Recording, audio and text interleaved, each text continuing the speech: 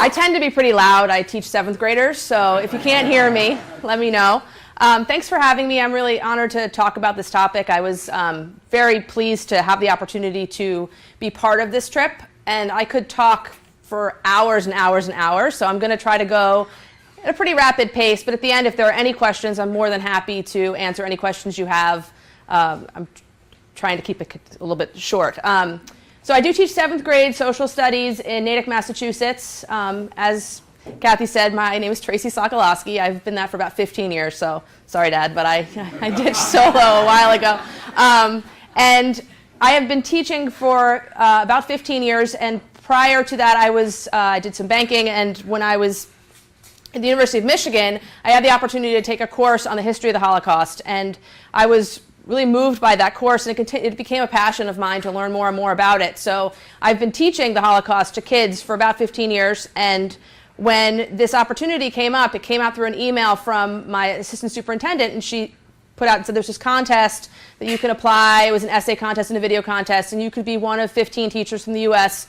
to travel with the USC Shoah Foundation to Poland to be part of an educational mission that was going to be both an educational opportunity to do professional development and learn, and to be part of the commemoration ceremonies at Auschwitz. It was the 70th anniversary of the liberation of Auschwitz on January 27th, and you may have seen in the news, but they had quite a big commemoration ceremony.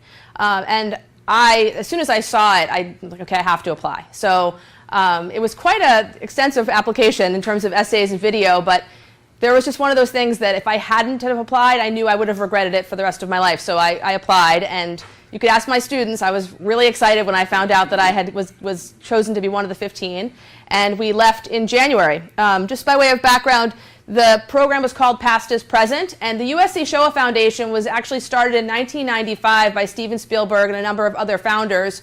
After Schindler's List, Spielberg was really confident that the most important thing he could do as a film creator was to create testimony of the survivors of the Holocaust. And he has documented, or he and his foundation have documented over 50,000 testimonies, not only from survivors of camps, but kinder transport, which are people that were shipped away before they had an opportunity to be deported to concentration camps, to liberators, and even some of the camp guards that weren't tried, that were able to testimony and give testimony to what they actually experienced. And so the Shoah Foundation has been dedicated to this mission, and they have begun a program for students called Eyewitness, where there's over 1,000 different videos online that teachers can go on and create lessons and create activities that students can actually listen to the testimonies and learn through the testimonies. And so this was something that I had been doing, and so I was really excited to have the opportunity to go learn alongside other teachers who have been doing the same, and just be a part of this pretty incredible opportunity. So there were over 100 survivors as part of the Shoah Foundation's mission, 15 students and 24 teachers, 15 from the US and 9 international. There were supposed to be 10 international, but one of my fellow educators wasn't able to go. He was from Rwanda, and the last day they wouldn't give him his visa to leave, so it was pretty disappointing that he wasn't able to be there. So this was us on the trip. We were all pretty excited to meet Steven Spielberg and to meet Stephen Smith, the head of the Shoah Foundation. But what was most incredible was the opportunity to learn alongside these pretty incredible people and to have this experience with other educators and able to bring this back. We began our trip in Warsaw. A lot of people thought we'd be going right to Auschwitz, but we actually started in Warsaw, and I have a map of Poland, but Warsaw is a little bit further north in Poland, more in central, and it's where the largest ghetto was created prior to World War II and during World War II, and over 500,000 Jews were forced to live in that ghetto through its duration, and over 300,000 of them were shipped to concentration camps. Actually, not to Auschwitz. Most of them went to Sobibor and Treblinka, 2 of the other major extermination camps. But they have created this beautiful museum right in the center of where the Warsaw Ghetto was. And it's actually one of the most beautiful museums I've ever been to. It opened just in October, and it's very digital, but it really does share the history of the Polish Jews. What people don't recognize is how many Jews were in Poland and what an essential piece of the culture of Poland they had become. And yet after World War II, how decimated that that culture was. And so it walks through the history of anti-Semitism, which is something I really try to teach my students, that this wasn't just a Hitler creation, that this didn't just happen all of a sudden in the 20th century. This is centuries and centuries of hatred that was allowed to boil up. And because of that long-standing hatred and because of the ability for it to permeate so quickly and so easily, Hitler was able to take advantage of that and really decimate an entire population of people in Europe. There's just a couple of exhibits. I look forward to showing these to my students because they did a great job of showing the different levels of persecution. And it wasn't just the persecution of killing. It was the labeling and the humiliation and the plundering. And their real goal, the Nazi goal, was to dehumanize this population of people so that when they did meet their death, the soldiers, the SS who were responsible for it, didn't even see them as human. And this museum does an excellent job of showing how this happened over centuries, not just over a period of a few years. As I said, it was right in the middle of the war. So this is actually, if you're, you can see right behind here, this is actually the front of the museum, which is right in front of the Warsaw Ghetto Memorial. And you may not remember, but in 1970, this is actually the memorial that Willy Brandt knelt in front of, and to pay homage from the German people for what they did to the Jews. And it was pretty amazing to stand in front of that and to know that you're a part of, you're a part of where that was a huge piece of history. But the memorial itself is beautiful, and if you ever had a chance to look at it sculpturally, I was an art history major as well, and it's beautifully done. So this was a pretty big piece of it. But as I said, 300,000 Jews were deported from the Warsaw Ghetto, and we, in the museum, learned a tremendous amount about what happened within the ghetto, how awful the ghetto conditions were. And people think that the concentration camps were actually the worst place, and in fact, sometimes the ghettos were even worse. And people were forced to live in rooms, the smaller than we would consider a bedroom, families of 15, there might be 45 people in there. They had no access to food. People were constantly being pulled and being sent off to what they were told were work camps, but they were being killed by the dozens a day. And just the experience there was pretty incredible to hear some of those stories. On our way out of town, we drove by the Umschplatz, which is this is a memorial to the depot where the Jews were lined up and put onto the cattle cars and sent away. So as we drove by, you can see the old train tracks are there, and they actually have a candle that's lit inside to pay homage to all the people that were the 300,000 people that were deported from this spot. But it's pretty incredible to be in Warsaw and to see this really right in the middle of town, and to see people just kind of traveling back and forth, and to know that in 1942 over 300,000 people, families, children, stood on that spot and were sent to their death. As we were leaving town, we stopped at the old Jewish cemetery, and this might, I think for some people were surprised. I think this was one of the hardest things for me to visit, but it actually was, next to Auschwitz. This was actually the place I had the most emotional response to. For those of you who don't know, in Judaism, it's traditional to leave stones on graves, not to leave flowers, and that they often have plots for entire families. So as you're walking through the cemetery, you see all kinds of huge plots with 10, 15 family members, and they all stop at like 1939, 1940, and it's just nothing. And just to see that, and to see the generations that aren't available to really consider who had passed was pretty moving.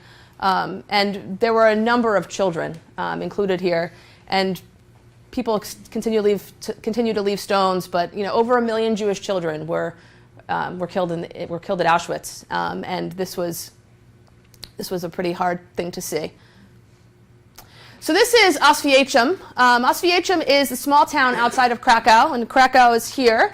So we were in Warsaw. We traveled by bus down to Krakow. It was supposed to be a 5-hour bus ride, but we were in snow, so it took about 8.5. And we traveled to Krakow, and we stayed in Krakow, but and then went to Auschwitz, for day trips. And what's really incredible about Oswiecim is that it's a vibrant town, and it was a vibrant town prior to Hitler and his army arriving there in really 1940, late 1939, early 1940. And the town itself was 60% Jewish when Germans arrived in that town. And today, not a single Jew lives there. And it's a pretty thriving town. I guess the last Jew died in 2013, and he had no family. So there is no more Jewish culture in a town that was 60% Jewish. But Auschwitz is where the Vistula and the Sola rivers kind of meet, so it's a pretty important town.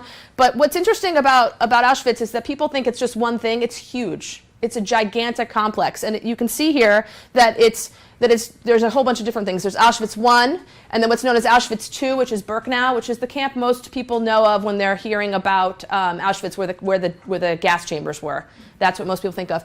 And even more interestingly is that it's the Auschwitz III, which is Monowitz and Buna. If anyone's read Night by Elie Wiesel, he spent a considerable amount of time in Buna. That was the synthetic rubber factory, and Auschwitz III, which is Monowitz, was IG Farben's chemical plant. And so the Germans made promises to IG Farben that if they had a large factory there, that they would continue to supply them with free labor. So this was part of the war machine as much as it was part of the death machine. I mean, it was a really critical piece of the German war machine to have all these Jews working there. So people arrived to Auschwitz I in the early part of the war. 1939, 1940, Auschwitz I was in place, and it really wasn't considered a place for Jews to go in the beginning, because in the beginning it was used for criminals, prisoners of war, and a huge amount of Russians that they would put there. That when they captured Russians on the Russian front, this is often where they were brought to. They were imprisoned here. So it's a pretty big place. So on January 26th, we did go to visit, and we visited Auschwitz I. Auschwitz II, Birkenau is. I'll show you the gates of death. That's what most of the gates you've seen where the train track runs through. That's where the ceremony was. But Auschwitz I is actually where the museum is actually the most potent in terms of the exhibits that they have. So we visited Auschwitz I on January 26th. It was cold. It was snowing, and I was with a Holocaust survivor. So it was a pretty emotional experience. I was joking around in the beginning about being mic'd. There were 4 of us, of the teachers, that were chosen to be mic'd and followed, because they're going to do a documentary on Holocaust education. So I was mic'd, and it was a little bit overwhelming to have a camera following me around, because this was much more emotional than I thought it was going to be. I knew it was going to be hard, but when you walk through the gates of Auschwitz with a Holocaust survivor, there really isn't anything comparable. And there were also, because of the commemoration, a number of other groups there. We went with Ronald Lauder. There was a whole host of other survivors that were visiting, most of them with their families. They'd have generations of people with them walking through. Some of them had been many times, and there were other survivors I've met that had never been back, that had never could never see themselves going back through those gates, but wanted to do so when they had the opportunity with their family. So this is the gates that you walk through, and yeah, I mean, it took me a little while to want to walk through it. I mean, it was, we stood outside, and I was already cold, and I had on my North Face, like 14 layers, feet warmers, like these boots that are supposed to be like good for the Arctic freeze, and I was chilled to the bone. And to know what I knew about the Holocaust, which is how little people had when they walked through, to consider how cold I was, and it really wasn't a comparison. But we did walk through, and you can see here a couple of things that were pointed out to me that I never really knew before, were things, a lot of acts of real heroism. You can see here that the B is upside down, and whoever was forced to make that Arbeit macht frei, which translates into work means freedom, which is kind of a slap in the face of every Jew and prisoner that was forced to walk through those gates. They flipped it upside down, just to stick it to the Germans. I don't know if the Germans ever knew that or ever caught it, but it is pretty interesting. And that actually isn't the original sign. It had been stolen and has been recreated. So, which is kind of sad to think that someone would actually do that. All the buildings are the original buildings. They've been restored and maintained. The barbed wire is the original barbed wire. The signs are the original signs. And what's interesting is that when I showed these pictures to my 7th graders who had just finished studying the Holocaust, one of them pointed out to me and said, "Why did they tell them to stop? why bother telling them to stop? They wanted to kill them anyway. And I thought that was a really interesting perspective from a 12-year-old, why have these signs? But there was enough voltage in the wires to electrocute you and die. And there were several instances of prisoners who wanting to kill themselves would go through and to run into the gates simply to kill themselves. So the hardest of the blocks, we went through several blocks. They have blocks dedicated to different ethnicities that were killed. So there's a Polish block, there's a Hungarian block, there's a Sinti Roma block, because I think most people don't recognize it wasn't just Jews who were tortured and killed. They were the majority. They were 6 million of the people killed, but over 11 million people were killed during the Holocaust by Hitler, including homosexuals, Jehovah's Witnesses, African Americans, anyone who is handicapped or considered not worthy of living. So there was a huge number of other people that were killed, and a lot of them have dedicated exhibits within the blocks. But block 4 is the evidence of crimes block. So my mom said, she's want to see pictures. The truth is, most of these aren't my pictures I'm about to show you, because I really felt as I was walking through that it was distasteful to have a camera out. It wasn't a tourist opportunity. It was an opportunity to reflect and an opportunity to really try to gather some kind of understanding of what these people experienced. And so I really didn't have very many of my own pictures. So I went on to the website, Holocaust, the Auschwitz Museum has amazing pictures that you can download. So these are actually their pictures. And someone actually pointed out to me before we went in, a girl who had been there before, and she said, there are better pictures available online, don't bother. And it's so true. But it also really made me think about, as I was going through and experiencing it, how much of what our children, or my children and your grandchildren presumably, experience through the screen, and how that creates a filter for so many people of looking things through a screen, and it kind of desensitizes you to what you're really experiencing. So I tried really hard not to experience this through a lens. I wanted to experience it with my own eyes. So when you first go through, one of the first rooms you go to is the hair room, and you can probably sense the length. It's really almost as long as this room, but maybe even a little bit longer, with glass windows. And this is entirely filled with hair.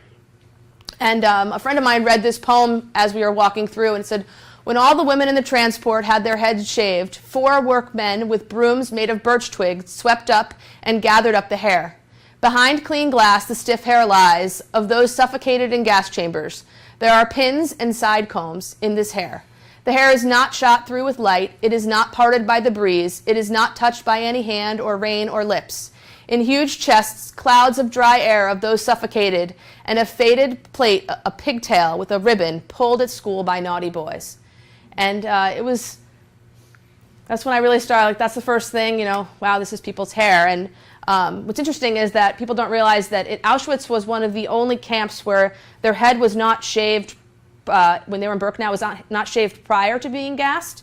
It was shaved after. And it said up here, the women slept together made by birch twigs, like thin women, because the prisoners, Jews, were forced to shave other Jews' hair.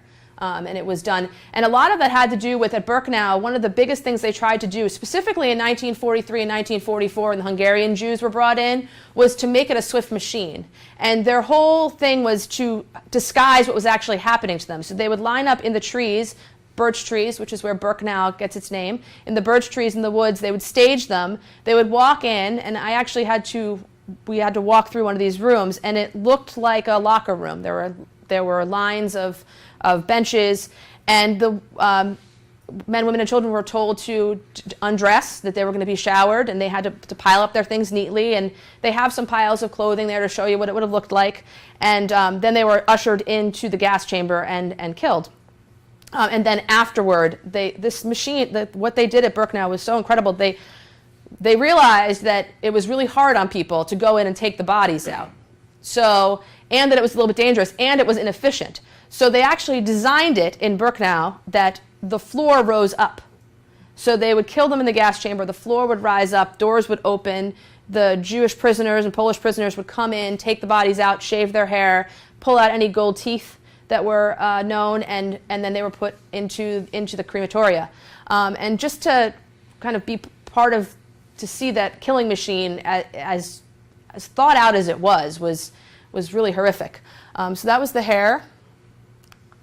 And then my students actually was really horrified by this. Many people didn't know that the hair was actually shaved not just as a way to humiliate, and also not as a way to delouse, as they like to say, to clean them and keep them clean. They actually used the hair to make things. And so a lot of fabric that was created in the 1940s in Germany and Poland was made out of hair from prisoners. So this is a spool of hair, a hair fabric used for a whole number of things. It was stuffed into pillows. It was made into fabric. I mean, they used the hair, which, and it's told that the people knew that this was the case. This wasn't a secret. It wasn't like they were trying to not tell the German people this is what was happening. They just didn't care. You leave the hair and you walk into the suitcase room, and there are suitcases in a similar room lined up, like about that long, with people's names on it. And this is actually, I think, when I started to get the most upset, because a lot of them had people's birthdays on them, children's birthdays, and you saw a children's suitcase, and I think there was one, I don't have a picture of it because obviously I wasn't taking pictures, but her little name was Hannah, and she had come somewhere from Hungary, and it said that she was born on, April 1st, 1943, I think was her birthday. And so she couldn't have been more than a year old, when she was brought through there. And as a mom of young kids, I just, thought to myself, like, what would you have, if you were told to pack for a trip, what would you have put in that suitcase? And to think about the things that were probably in there and how much they meant to each family, to just have these suitcases piled up, and it was pretty emotional.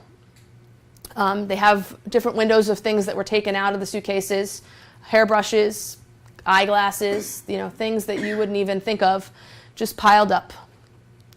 But the hardest piece for me was really the shoes. And so as I was looking at the wall of suitcases, and I saw little Hannah's suitcase, as I said, that's when I really got the most upset. And I was being followed by this camera, and we were kind of walking through fairly quickly. And I think if I had gone by myself, I probably would have stayed there longer. I would have taken a lot more time to go through because it's a lot to take in, and I think you need the time to process a little bit. And so if you're looking at a wall like this, I turned around to a corner just to kind of gather myself. And as I turned, they have a small window, probably about 15 feet, with just children's shoes. And so that was really hard for me, I think, that, to think about my own little kid's shoes and to see these shoes, and they're all the actual shoes. And a friend of mine shared this poem with me. We are the shoes, we are the last witnesses. We are the shoes from grandchildren and grandfathers, from Prague, Paris, and Amsterdam. And because we are only made of fabric and leather and not of blood and flesh, each one of us avoided the hellfire. And to think that every little child that wore these shoes, that 99% of those kids just died simply because they were Jewish or because they were Roma or Sinti, it's pretty horrific. Block 11 was actually a really hard block to see. I don't have any pictures of that, and I wouldn't really want to show very many pictures of that, but that was the prison block. And if you could think about there being a prison block, in addition to everything else these prisoners were experiencing, they showed some of the solitary confinement blocks, which were like a closet, and then they had this, the torture blocks, basically, and they would sentence people to solitary confinement and basically sentence them to death by starvation, and would put them in these, there's no other way to describe it as a hole, and like, I wasn't brave enough to crawl. They offer people to go up and in it, and one of my colleagues wanted to do that. I have a fear of small places, and I would definitely not want to do that. But it couldn't have been. The door was about this high, and it was probably a 4x4, and they just put people in there and waited for them to die of starvation. There were other pieces where they showed like a desk, and they said that was the tribunal, and I thought, yeah, okay, a tribunal, how fair was that trial? So it was a pretty hard piece to see.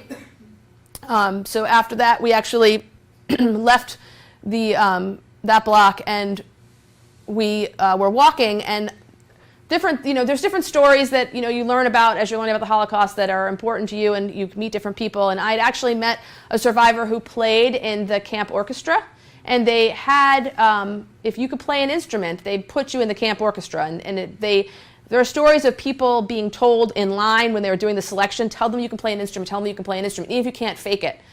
because you got put in this camp orchestra. And they had, this is my friend Adam. He was one of my colleagues, but he also is, in training at the Auschwitz Museum to become one of the tour guides. And to do so, he has to have a PhD, which I think is just crazy. I mean, to show you how much they value the education of people teaching you about this when you travel through. But he was sharing that this is actually where the camp orchestra played. And you can see a picture of it over here. And they would play the camp orchestra to put people in cadence, to walk at a certain pace. They also did it in a way to keep calm and to try to people moving quickly. Deception was one of the biggest games that the Nazis played when they were in these camps, trying to deceive the prisoners of what the reality was going to be for them. So anything they could do to create deception. It also supposedly livened the spirits of the soldiers so that they would, the officers there. So I thought this was pretty incredible. This is a picture of one of the bunks that they would sleep in, and I was told by one of the tour guides that sometimes, you can see how small these are, I can't see the back of them, but they're not, maybe about 6 feet deep, that 12 to 15 people would sleep on one of those. And that, in fact, a lot of people were most injured by people crawling out of them and stepping on them. And so this is where they slept, and there's no blankets, there's no nothing. And when we were in the bunks, I said it was snowing, it was cold. We would all, they do have heat, they have put heaters in there now along the side of the wall. And we would, as the tour guides were talking to us, we'd all kind of be against the wall trying to get warmed up. And I just thought, God, I'm in so much clothing right now, and I am freezing. And there are people who survived this for years. Depending on who they were and how lucky they were, some surviving it for months, some surviving it for only days, but I wouldn't have lasted a night like that. I mean, that's how cold it was. And when I asked one of the survivors that was traveling with us, and I asked him how, I can't even imagine, how did you make it through even a night? And his response was, you have no idea what the human can do when they have no other choice, and then what the human spirit can overcome. And he said, I lived every day to see my brother again, and I had to survive each night. And so it was voices like that as we were going through that made this experience even more powerful. So as I said, that USC Shoah Foundation is dedicated to creating testimony and having it recorded. These are 4 of the survivors that were actually with us. Paul Leibovich is right here. She was the one I traveled with the most and got to know the best. She was 11 years old when she was liberated from Auschwitz, and she's actually right here in this picture. This picture is a very well-known picture. It was put in all the newspapers when liberation happened. It actually was staged by the Russian government.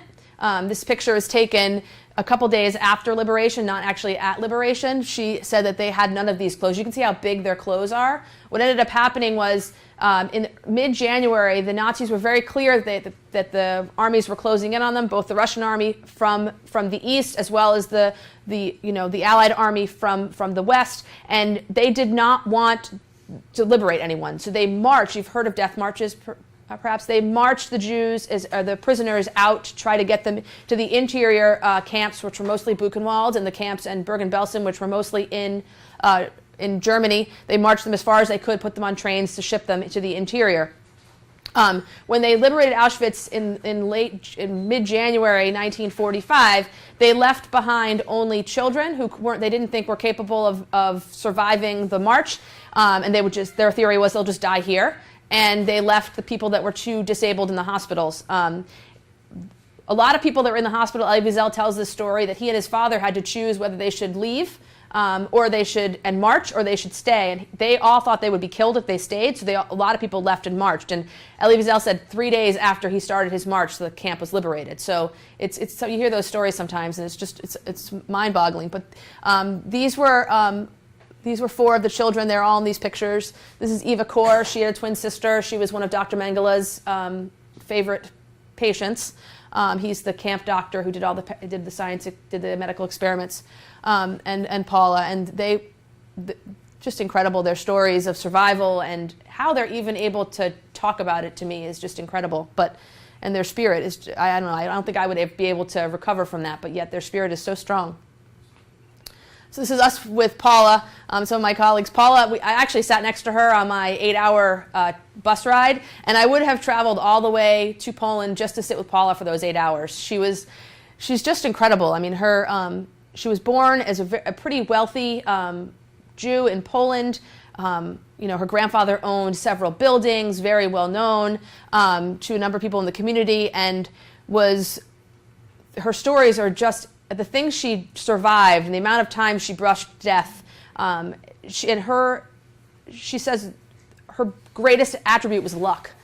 That's what she said, that, there's nothing to distinguish what her survival versus the survival of others other than to say that she was lucky.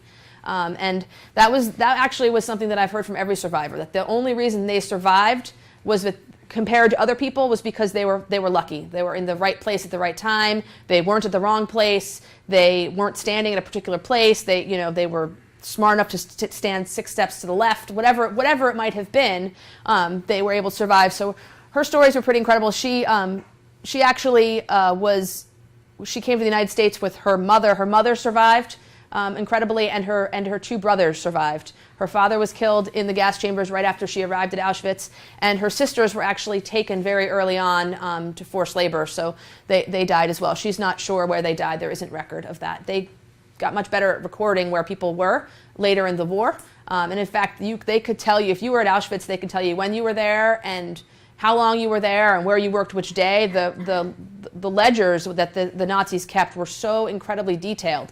And because they had to leave so quickly, most of it was left behind. One of the things that was most impactful on me that I'm going to bring back to my students was that the stories of kindness and empathy were always the biggest, most important stories to survivors. And when I had asked them to share a story, they would say they remembered someone giving them a flower, or the person who said hi to them. And in Paula's story that she talks about as being the most important story for her was the hug she got from a Russian soldier when she was liberated, and just to tell her that there was another human who actually cared about her. This is Ziggy Schipper, and he was in Auschwitz, and he shares about another man who had recognized that he had just been separated from his father, and he was about to have a panic attack, basically. They was just separated from his only family, and he gave him a crust of bread, and he said, that crust of bread kept me alive, because if I hadn't given that to me, I might have had a panic attack, and I certainly would have been killed. But it's really those small acts of kindness that people talk about as being the most impactful, and that out of all the things to remember, that's what they bring back. That's something that I really want to bring back to my students, that one small act of kindness can make the difference in a person's life. And I think that's something we need to remember and teach children. We did finish our trip with the Commemoration Ceremony, and it was on January 27th. It was actually at the State Museum. This is the Gates of Death. This is the train track that the train was brought through.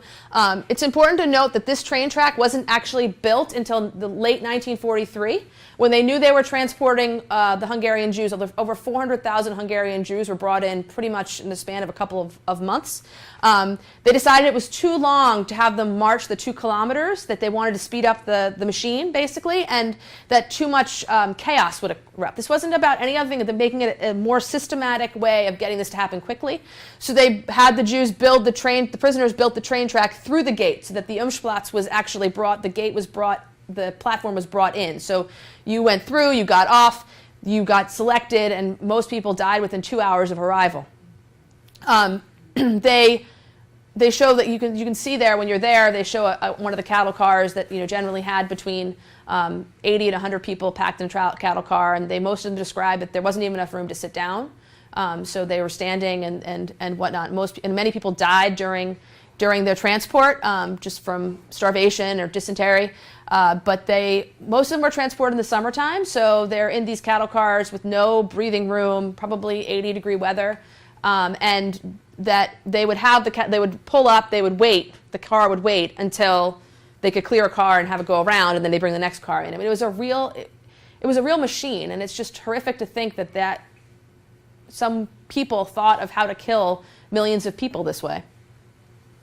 One of the survivors that spoke at the memorial you might have seen is Roman Kent, and his message really had to do with tolerance, but also this was just shortly after the Je suis Charlie incident in France, and really became, I was aware, but not as aware as I am now, of how much anti-Semitism in Europe has grown in the recent years, to the point where a few people who I knew that were from Europe told me that they're leaving, that most Jews in Europe are leaving, that anti-Semitism, they can draw parallels to the way it was in the early 1930s in Germany, which I think is pretty frightening to think that this could be happening all over again. And a couple of things that he said was, we survivors do not want our past to be our children's future, was one of the messages he left. And then hate is never right and love is never wrong, which is now, I have it in a big poster in my classroom. But I left with a real sense of that we can never forget, and that we have to take it upon ourselves to making sure nobody forgets. A lot of people always ask me why I'm a teacher, and I think that one of the things that I always bring is that, well, I love to learn, and I want to create that passion in kids, but I think that there are also things that need to be taught to children that are so far beyond what we can test on a test and what we can check their understanding on. Of course, I want my kids to be able to read and write, but more than anything, I want them to be good people, and I think that really is coming down to teachers to a huge extent. And so I left there knowing that if I can teach this to kids, that I will, that I'm doing my job. So that's really what I left with. I'll answer questions in a second, but I thought that I'm going to play a video. This was actually premiered at this commemoration ceremony. Steven Spielberg had this put together. You might, you can see that they talks about Auschwitz. You can see some pictures. Meryl Streep is the narrator of it, and it premiered. And now it's going to be actually the movie that plays when you walk into the museum. You'll go through this first before you do anything. So.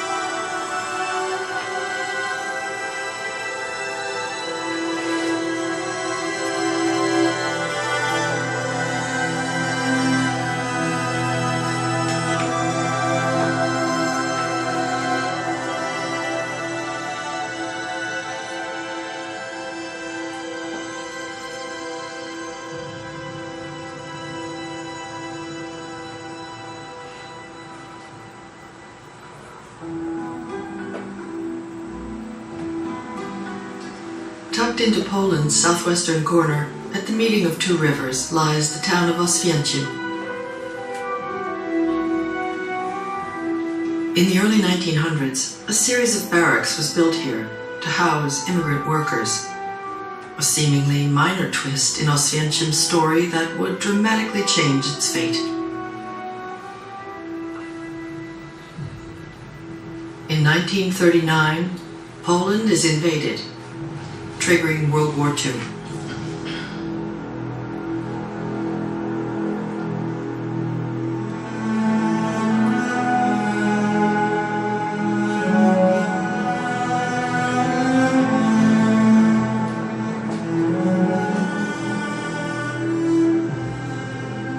Within days, the German state, the Third Reich, captures Oswiecim and renames it Auschwitz.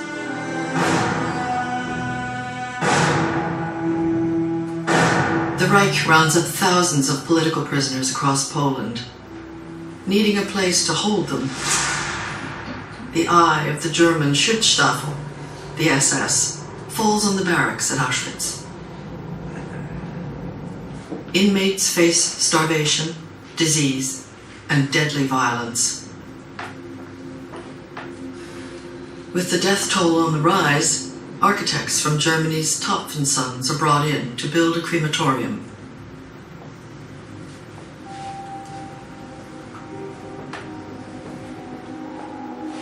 The company's logo is stamped with pride on the ovens.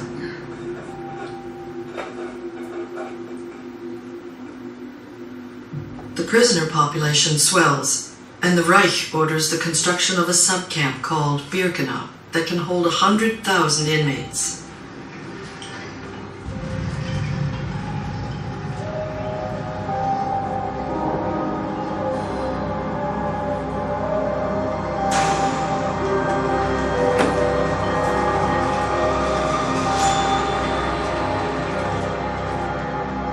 Auschwitz is voracious, swallowing whole villages.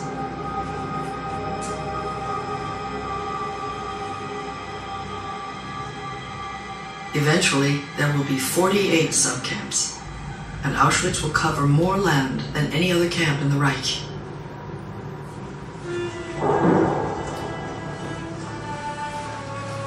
Inmates now include Polish political prisoners, gypsies, and Jews, but not every group will find the same fate.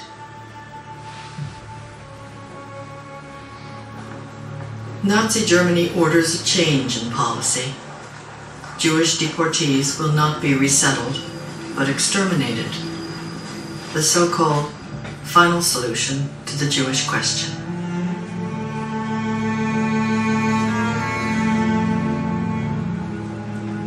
Birkenau is repurposed as an extermination center. Topf & Sons returns to help build 4 more gas chambers and crematoria. The company boasts that its facilities can kill and dispose of more than 4,000 human beings in 24 hours.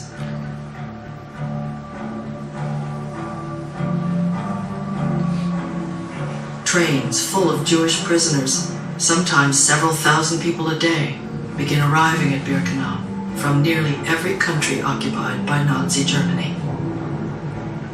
They have no idea what awaits them, no inkling that their fates and those of the ones they love will be decided in a matter of minutes, that this may well be the last time they set eyes on one another.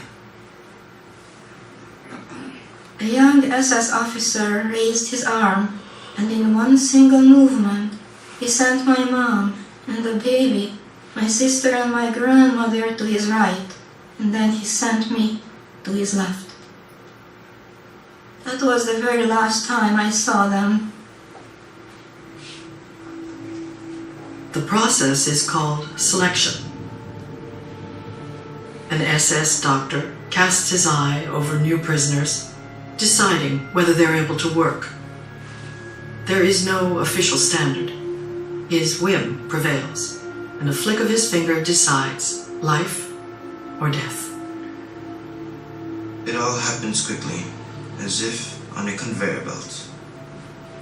It's the night I lose my entire family.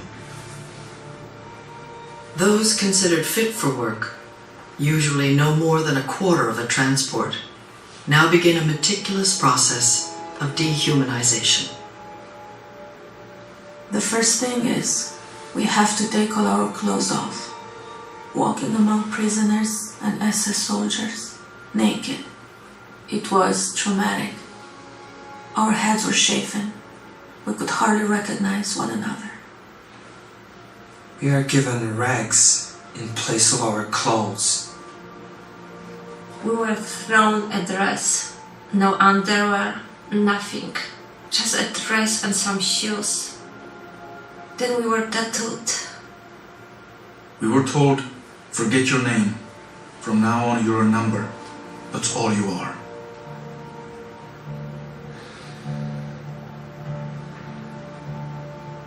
Inmates endure long, grueling days of labor.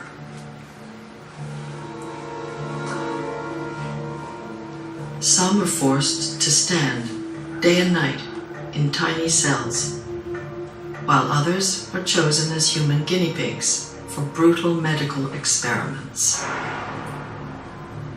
It was a feeling of total despair. I said to myself, even if I were to sprout wings, I could not fly out of here. And then there is the cruel anguish of wondering what's happened to loved ones, those taken away during selection.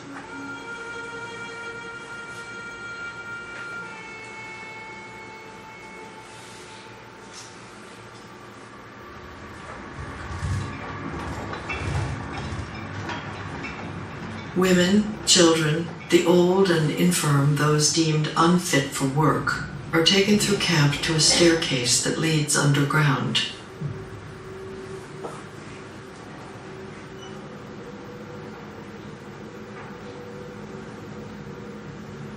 Here they are ordered to undress and told to leave their clothes on numbered hooks to be easily located after what they are told will be a shower.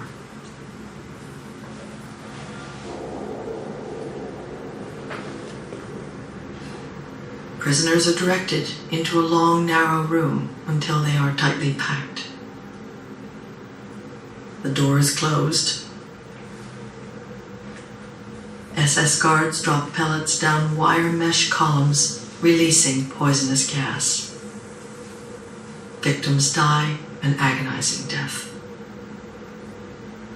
Their corpses are handled by the Sonderkommando, mostly Jewish prisoners forced to face a soul-destroying challenge, to cart out the bodies of fellow inmates and pull out any gold teeth before loading the corpses onto an elevator that carries them up to be burned in waiting ovens.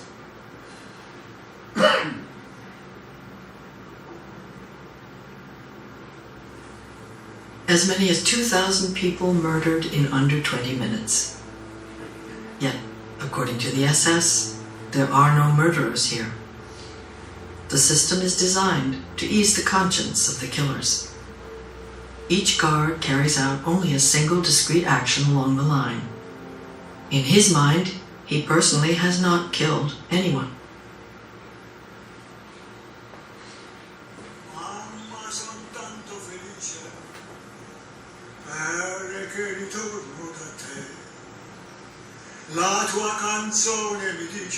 Singing? Here in the extermination camp, people are still able to sing? How is it possible? Able to sing, able to draw, able to create. In the factory of death, stubborn signs of life. In a world where a person's individuality is systematically erased, here are faces rendered in exquisite detail.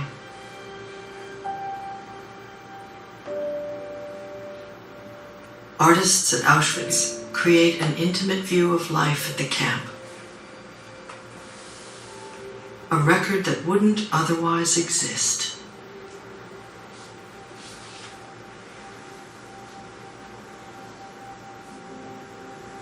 The children at Auschwitz show their own kind of resilience. When we returned from work that evening, I found a small flower on my bed. Many happy returns, my friend Rennie wished me. And with a wink she added, "Did you think we had forgotten your birthday?"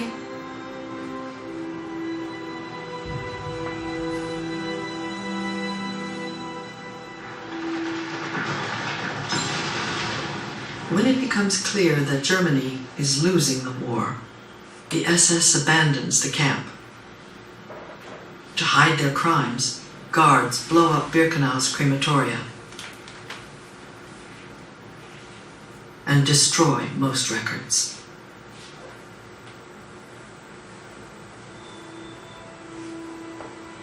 On January 27, 1945, Soviet troops arrive at the gates of Auschwitz.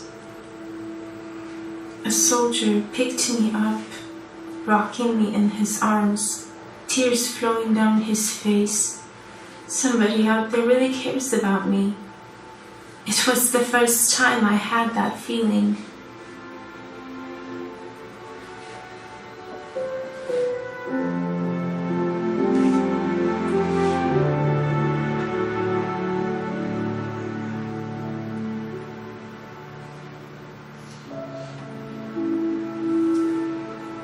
Liberation would take only a matter of hours, but comprehension would be a very different thing.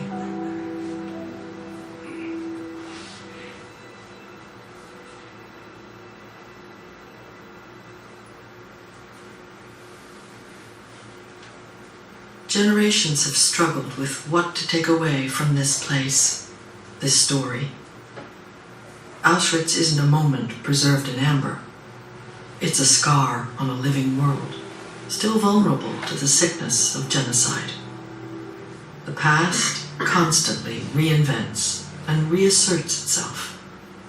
The the past is, in fact, present.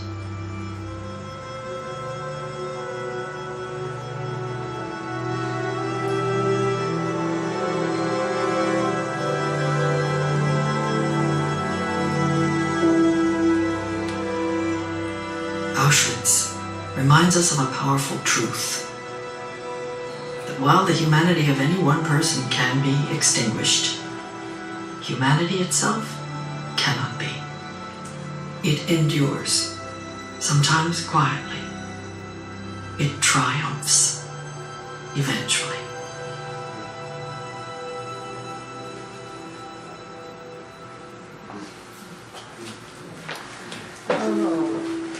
Thank you.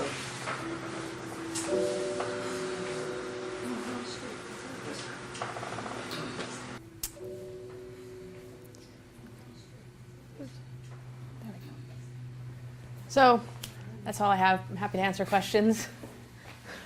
Tell us what the Lauder family has done. The Lauder family, which is the Estee Lauder family. Ronald Lauder, I believe, is the president of the World Jewish Congress right now. And their contributions and the number of other really amazing benefactors really preserve Auschwitz. They've donated enough money to preserve that museum and keep it running. What would you tell your student today who might ask you, well, what should we do in the face of this history repeating itself? So we have, in my class, we have all kinds of debates, and we debate all the time about whether it's right for the United States to get involved in certain conflicts. I mean, and I make it very clear to my students that although the Holocaust is one of the most well-known genocides, and certainly the largest in contemporary history, that genocide has been happening for centuries, and we point out other ones as well. Even more recent ones, Sudan, Darfur. We talk about Boko Haram and what they're doing and how is that genocide. So I don't really know that I would ever tell them the answer to that question, because I don't think I really have one, but I think it's my job to make them question, so that hopefully they'll continue as they grow and learn more and get more educated to continue to build their own knowledge, that they can continue to question, because I think that's what we have to do. How do you actually teach the 7th graders about the Holocaust? I mean, they're at a very vulnerable age. Mm-hmm. Is it part of a general topic of genocide, and is this curriculum unique to your class, or is it taught all over Massachusetts? So I teach world geography, which most people think geography is just maps, but it really is more to do with how people interrelate in the world and the different factors that impact people on the globe. So it plays into, we talk about citizenship and the role of upstanders and bystanders in history, and how how culture impacts people. So it plays into that. We use a pedagogy called Facing History in Ourselves, which was an organization that was created in 1979, I believe, actually in Massachusetts, and it's now international. But it does have a sequence of activities that you could make them relevant to 5th graders, up through 12th grade. And so what I try to do very carefully is show them the impact without horrifying them. I mean, I wouldn't show this video to 7th graders. I mean, and in fact, the Auschwitz State Museum recommends that no one under the age of 16 visits. And as I said, I traveled in this mission, and there were 15 students. Only the kids that were 16 and up were able to go with us to Auschwitz. The younger students went through a different experience. It's just, you have to find the right way to share with them information without scaring them. But that's how I do it. You mentioned the acts of kindness. Oh, yeah, so I try really hard my whole goal is to get them to see that as a citizen, you have a role. No matter how old you are, no matter where you are, you have a role. So we do a random acts of kindness experiment where the kids have to do 5 acts of kindness and reflect on them, and it turns into this big, I started at the beginning of the year, and now we're still doing them, but just to get them to see that when you might not understand, you might not see the impact of your kindness, but that it can trickle down. And I think that's really one of the takeaways. I try to go with that in terms of empathy and kindness and the impact of citizens, as opposed to the horror of it. And also the impact of identity, and what does it mean to be Jewish? What does it mean to be Christian? What does it mean to be Native American? Like, who are we, and why should anyone else have a say of who we are? It's another big piece of what we talk about. Yeah. Tracy, could you comment on your submission that led to your selection? Sure. So I had to write about 5 essays and a video, make a video essay. And the questions were, some of them were education focused, how do we teach this in class? And one of them was about why is it important to me to go? And I shared the story of a couple things. One, my grandfather, my dad's dad, was I've learned, one of the highest ranking Jewish officers definitely in his regiment, and maybe perhaps in all of Europe during World War II. And he liberated several trains that were bound, when I told you how the death marches were happening, they would put them on trains to get them to the interior. His regiment actually stopped several of those trains, were able to liberate several of those trains that were heading to Bergen-Belsen. So I had known that story. He never really talked about it much. You know, my grandmother knew more, and she shared with me and shared me all her books, so I did a lot of research on my own. So I shared that. Another experience was when I was in college taking my History of the Holocaust course. It was 1995. We were watching the Academy Awards, and I don't know if you remember, but there was a documentary called One Survivor Remembers, and it was the story of Gerda Weissman-Klein, who is a very well-known Holocaust survivor, and her documentary won the Academy Award, and she gets up to accept it, and my roommate said to me, "Oh, that's my grandma." And I was like, "What?" And if you knew Alyssa, it's not surprising, because that's just kind of the way she is. But so I had read her book and knew her story and met her several times, so I shared that as well. So that's really just an essay process. It's a lot of writing. Any questions? Weren't you the only middle school? Yeah, I was one of the only middle school teachers. A lot of high school teachers teach. It's taught mostly in high school. I was one of the few middle school teachers that probably felt sorry for me because I'm a middle school teacher, although I really like it. That's great. Yeah?